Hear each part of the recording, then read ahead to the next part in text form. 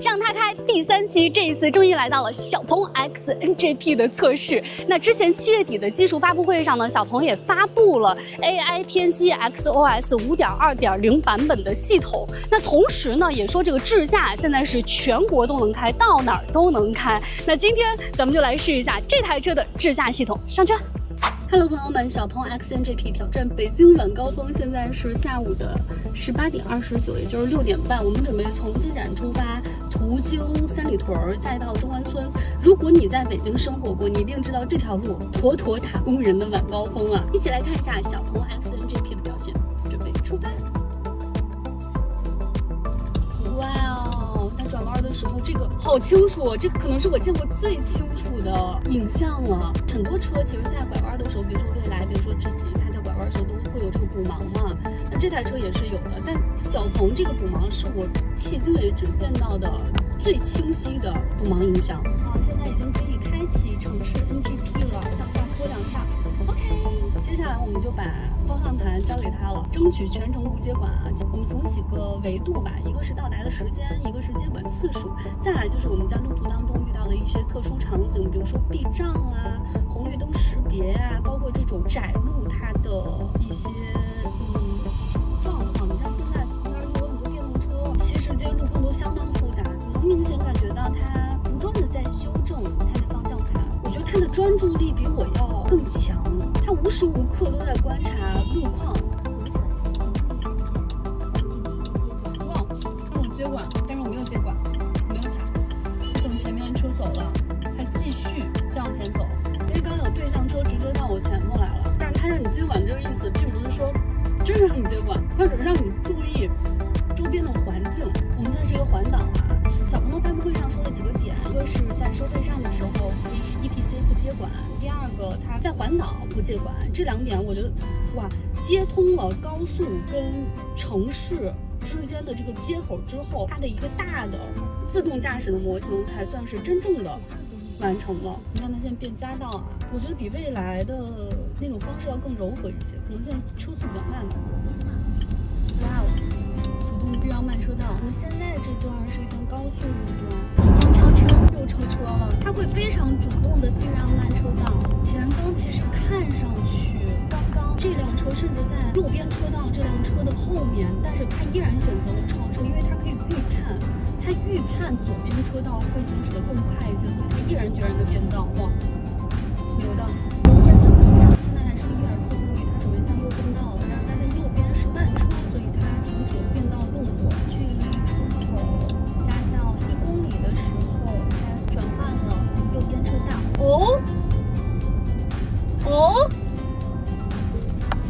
哇哦，宝贝儿，这个夹道可走错了哦。我们可以看到一个路口是直行，然后这是第一个夹道，但这个夹道不是我们要走的目标夹道，我们要走的目标夹道在前面这个口，他直接向那个夹道他就准备要拐，但这个夹道错了，然后他又犹豫说想要拐回来，但那会儿就已经是直线，并且后车冲上来了。好，现在是一个超复杂路况啊，我们正式到达了东三环。准备向左变道。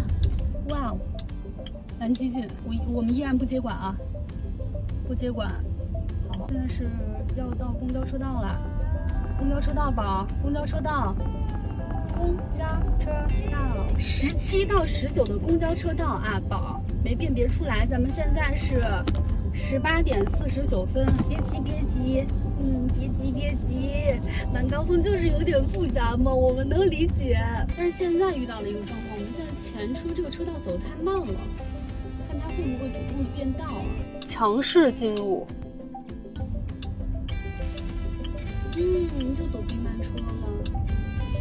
但是前面又是一个公交车道，朋友，可不能走公交车道啊，还有4分钟呢啊！看他会不会走公交车道？看是不是该变道了吧？宝，没变道，咱们现在得卡着变道啊。公交车道没识别，这已经是第2次了。在公交车道识别这一块，确实是跟它的一些竞品相比，是有一些劣势的。这是第几次阶段？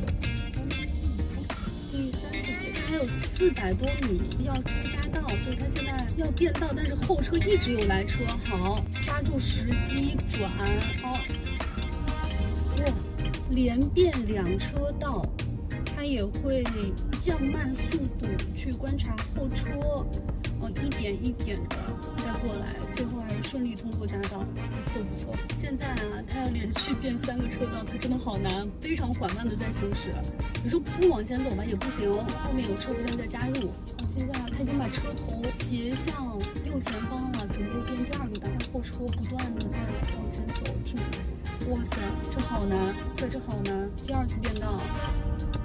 现在它还得再变1个车道，要变3条车道，还剩最后242米，剩余的路不多了，所以它现在加慢速度。你看，它跟前车有很大的距离，这个距离就是为它万一没变过去，万一在这儿没变过去，它还可以再往前再行驶一段时间，再接着尝试变道，给自己留了一定的空间，挺聪明的。现在这个路口也非常复杂啊，密密麻麻的全是电动车。现在这个路口礼让行人，停立即接管，我没踩。他现在还在礼让行人的过程中，看他怎么走。这太复杂，这个路口，这已经到三里屯了。爱彼之家的话，你要先去学习它的智驾内容，在它的 APP 里头，我就去学习了一下。像现在的这种掉头，在它的学习里面是让你人工来操作的，但是他看车走的差不多了，他在一点一点的往前挪动，挪动，走，看它掉头处理怎么样啊？马上要退飞了，还有37分钟。哇哦 ，APP 骗我 ，APP 跟我说它不能掉头 ，APP 跟我说掉头的时候要接管，但是它居然做的这么顺滑。其实，在 APP 里面还说，像我们刚刚过的那种超复杂路口，也是要人为主动接管的，但咱们也是过去了，而且过去的相当丝滑。看前面这2个车道，他怎么选择啊？他能不能主动变过去？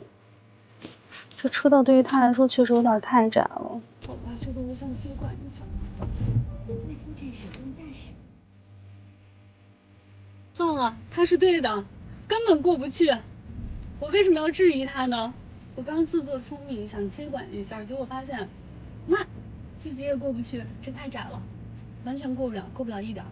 路口它会主动减速，你这边已经退出，然后我们现在已经到达目的地了。可以算结束导航了。现在是19点50，已经到达目的地了。你看很近了啊。然后我们预计呢是19点44到达，所以它基本上只差6分钟。并且你知道这个晚高峰它是随着整个路况的变化，它会越来越堵，所以这个结果是完全能接受的，并且我也完全没有想到。我们现在就告一段落啦，整个表现大家能看到，它既然能准时到达，就说明它其实开车的习惯还是比较老司机的。